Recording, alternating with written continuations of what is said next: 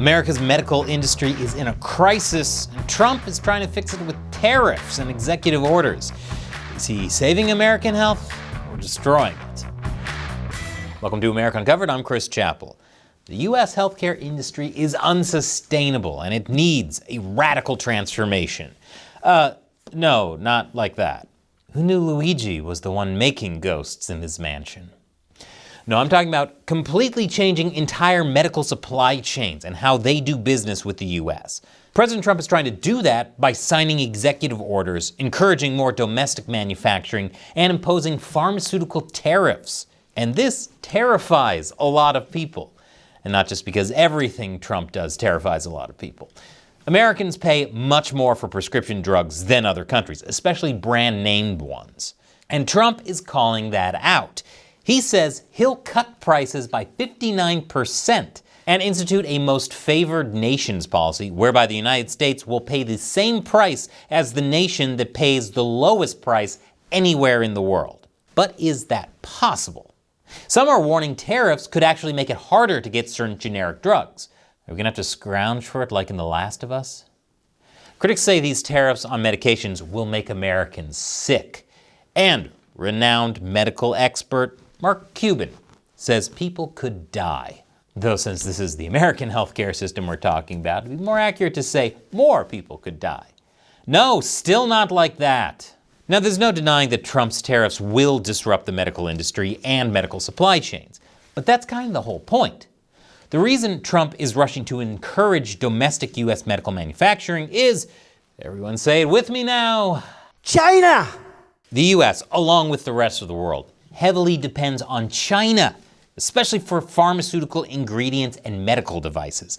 The British Medical Journal says China holds an intractable position in global healthcare supply chains, particularly for generic drugs, medical devices, and supplies, and even some emerging treatments like antibody drug coagulants.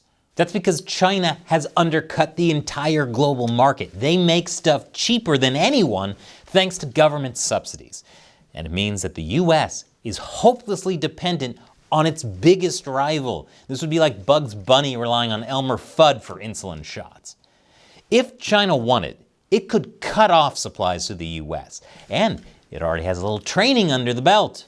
Part of the reason it covered up the coronavirus was to hoard medical supplies. They also nationalized things like masks. In other words, they stopped shipping.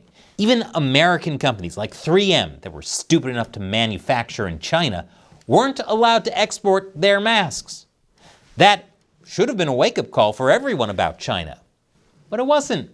Because what are the odds a brutal authoritarian regime committing ethnic cleansing and forced organ harvesting would do something rude twice? China could actually cut off supplies again if it decides to invade Taiwan, which some analysts say could happen as soon as 2027.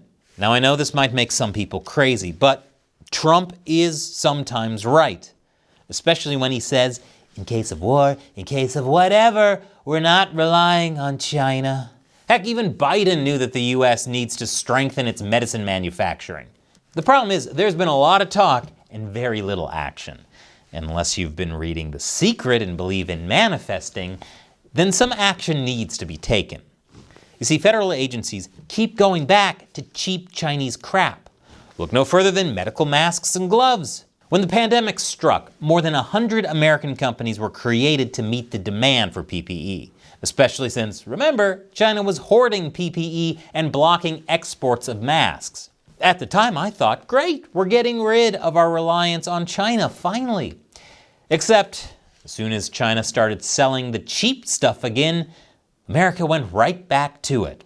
And in 2025, China now produces more than 90% of the medical gear worn by American healthcare workers. And all those new American companies folded. Only 5 of the 107 American companies are still making masks and gloves. Great. So rather than grow more independent, the U.S. has become more reliant on China for pharmaceuticals and medical supplies instead. So has Europe. In fact, Europe is pumping billions into China. But hey, it's not like medical equipment is a matter of life and death. Oh wait, no, that's exactly what it is. So the problem's real. Are tariffs an answer? Trump has ordered probes into pharmaceutical imports and signed an executive order to promote domestic production of medicines. The executive order also focuses on improving inspections of foreign manufacturing facilities. That's especially important. You want to know where it's coming from and how it's made. Basically the exact opposite of hot dogs, which I also wouldn't trust coming from China.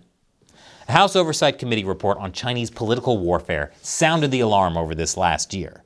See, it doesn't really make sense for the U.S. to outsource its oversight and investigative duties to China or to forego inspections altogether. Sure, what are the odds a brutal authoritarian regime committing ethnic cleansing and forced organ harvesting would lie? Twice. It also doesn't make sense to allow China to dictate the terms and conditions for inspections, give them advance notice of inspections, or to rely on them to faithfully translate for U.S. officials. These are all things the U.S. seriously does. U.S. officials seem to just trust that China's going to guarantee quality medical supplies without hiding anything. After all, they guarantee such quality in everything else they produce. Sure, let's entrust American health to China, the country that has a history of counterfeits and fakes, withholds crucial information in order to hoard supplies, and pumps fentanyl into the U.S. What a good idea. Still too early to say whether Trump's policies will turn out as he hopes. There's still time to see a lot more develop and to see if drug prices will actually drop. Of course, that hasn't stopped some from already coming to the conclusion that Trump's policies likely aren't going to rescue the American medical industry. But doing nothing isn't the answer. Clearly, something has to be done to fix the healthcare situation in the U.S. And for the last time, not like this. Once again, I'm Chris Chappell. Thank you for watching America Uncovered.